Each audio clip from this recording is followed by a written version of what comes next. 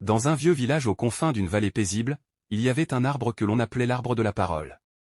Immense et majestueux, ses racines caressaient la terre rouge, et ses branches semblaient toucher le ciel. C'était là, à son ombre protectrice, que se réunissaient les villageois à chaque fin de semaine pour écouter Cheikh Youssouf, un vieil homme au visage lumineux et à la voix douce comme le vent du matin. Ce jour-là, le soleil descendait lentement, teignant le ciel de teintes dorées. Sous l'arbre, une dizaine de jeunes hommes s'étaient installés, impatients d'entendre la parole du sage. Parmi eux, Idriss, un jeune au regard vif mais au tempérament bouillant, ne cessait de s'agiter, visiblement frustré. « Cheikh, dit-il en se redressant, je ne comprends pas. Pourquoi devrions-nous rester calmes face à l'injustice? Pourquoi user de douceur quand le monde nous écrase ?» Un silence respectueux s'installa. Le vieux sage, les yeux mi-clos, esquissa un sourire paisible, puis parla. « Mon fils, vois-tu cet arbre?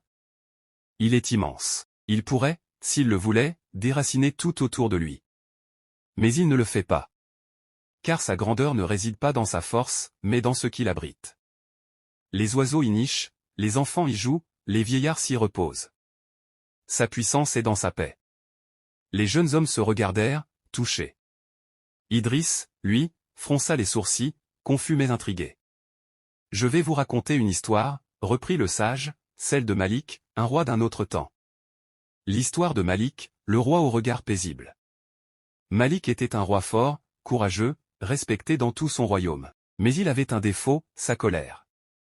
Quand il était contrarié, il criait, frappait, tranchait des décisions comme l'on tranche une corde. Et pourtant, son peuple l'aimait, mais le craignait. Un jour, un jeune homme du peuple, un simple berger, osa contester une décision royale en pleine assemblée. Les gardes le saisirent. Malik s'emporta. « Comment oses-tu me contredire, moi, ton roi ?» Mais avant de le punir, un vieil homme de la cour, un ancien conseiller, s'avança et murmura à l'oreille du roi. « Ô Malik, si tu veux vraiment être grand, commence par dompter ce qui vit en toi. Ta colère ne gouverne que la peur, mais la douceur gouverne les cœurs. » Malik le regarda. Il se tut. Et il relâcha le jeune berger. Ce jour-là, il décida de changer. Il commença à écouter. Il consulta plus. Il parla moins fort mais plus profondément. Et son peuple, peu à peu, l'aima non plus par peur, mais par respect. À sa mort, on grava sur sa tombe. Ici repose un roi qui régna d'abord sur lui-même, avant de régner sur les hommes. Le silence retomba sous l'arbre. Le vent faisait danser doucement les feuilles au-dessus d'eux. Les yeux d'Idriss s'étaient humectés.